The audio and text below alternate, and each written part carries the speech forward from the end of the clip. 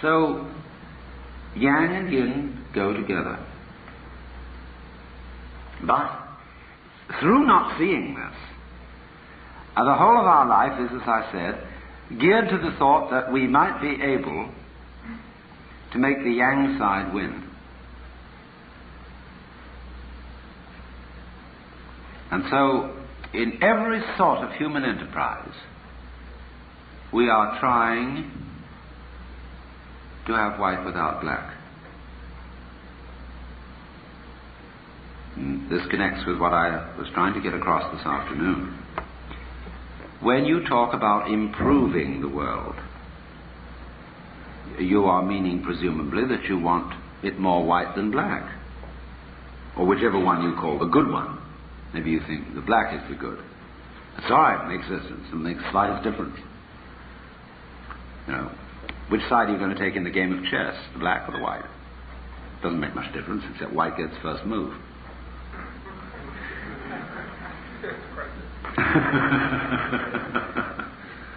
No, I'll always wait to see what you're going to do.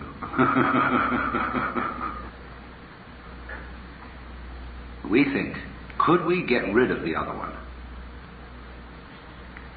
Now, as you know, in all matters of practical living, it never works. You think now, I've been miserable all this time because I haven't had enough money. I never know whether I can make the payments on the car. I never know whether, there's going to be sickness. And if only I had a little more money, I'd really feel great. So you get it. And in the transition from one stage to the other, whoops, you feel very elated. Of course you feel elated, you're going up. $5,000 a year, say. It makes a difference. When you've gone up, then of course you're on a level again. And no longer do you have to worry about making the payments. But you get a new worry. Supposing I get sick and die of it. Supposing someone robs me, takes it away from me, worry about that. You say, oh, I'd feel so much happier if I had a medical examination. As you go to a fancy doctor, and he says, I can't find anything wrong with you. But then always there might be burglars, so you get an alarm system and new locks, and finally you go to the Homes Patrol and get a private guard to watch you, and that makes you feel better for a while, except then it begins to nag you. See, if I have that Homes Patrol man out there, they'll know I've got something. Maybe I better have two men on the job. So, it grows. You worry. Because you found out that you didn't get yang without yin. You got a new yang, a bigger yang, instead of the former little one you had, but you got a big yin with it. It's no joke getting rich. It implies a great deal of responsibility, and you've got more to worry about. Don't envy rich people. It's a great mistake. Don't envy anyone. So, in the same way, Zhuangzi puts it thus, he's Lao Tzu's successor. People who speak of having good government without its correlative, misrule, or right without its correlative, wrong, do not understand the basic principles of the universe.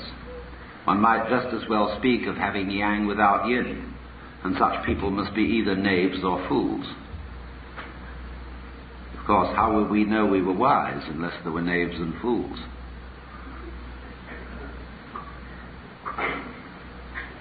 But here it is, you see. You cannot beat the game. You can have the temporary illusion of winning,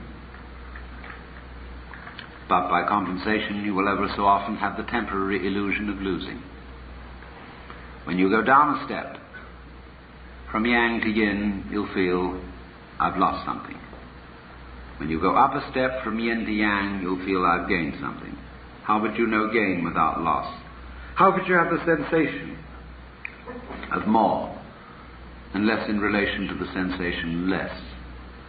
For sensation is simply awareness of contrast. That's what life is. Now, if we realize that, we get the same feeling of frustration as I wanted to give you this afternoon, in trying to make it clear that so far as the improvement of ourselves and of the world is concerned, there's absolutely nothing we can do about it. And this is simply another way of saying the same thing. You cannot have more yang than yin. You cannot play a game which is win and no lose, or a game in which everyone wins. You're stuck with it. Now, in just the same way, if we recognize that, applying yang and yin to all the possible situations of life, we get this awful feeling of, so what's the use? I mean, what do you expect me to do? Jump into the river and drown? Now, wait a minute. Why, at that point, do we get the feeling of, oh, what's the use?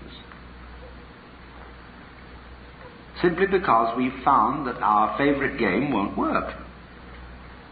And we think that is the only thing for which there is any use, is the game in which white must win. But why not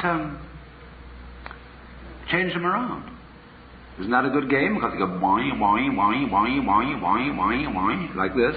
Goes in and out. It's the undulation of a wave, the crest and the trough. You can go on every kid likes a roller coaster ride. You go,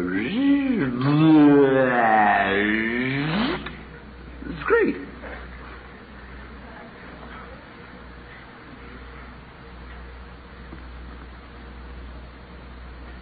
So having both is the game. See, it's no game.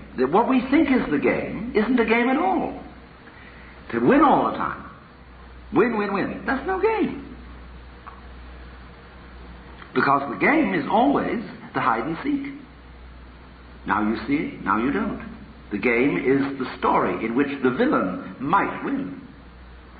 And the whole idea of drama is to make it seem to the audience that the villain absolutely must win. There's no way out, and then suddenly, for whom the secret thing is revealed and the hero wins. Or if you want a good cry, have a tragedy and the villain wins. But don't you see, there is no vitality unless there's that negative element. The villain, the devil, the nothing, the death, the out. You've lost. Finish. Bye-bye. Quits. See, if that's not there, then the other one isn't there. And you're always winning. Supposing you sit at home with your wife and you play cribbage. Lots of married couples try to forget holy deadlock by playing games at night.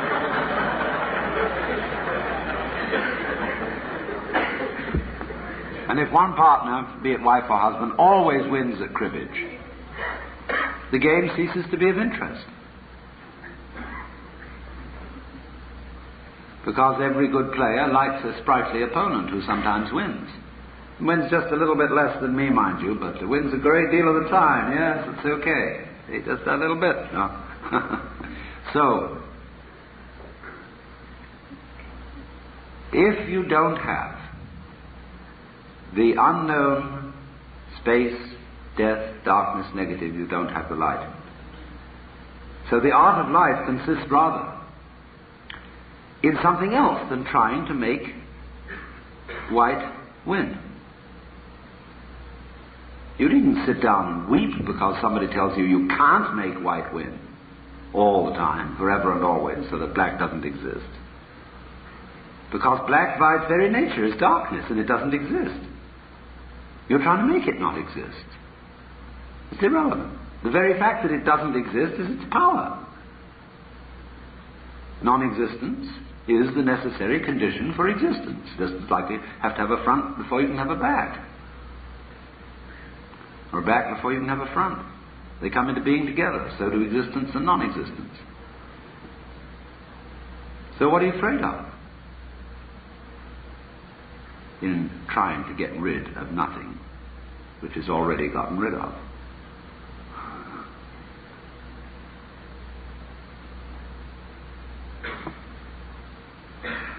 So we think,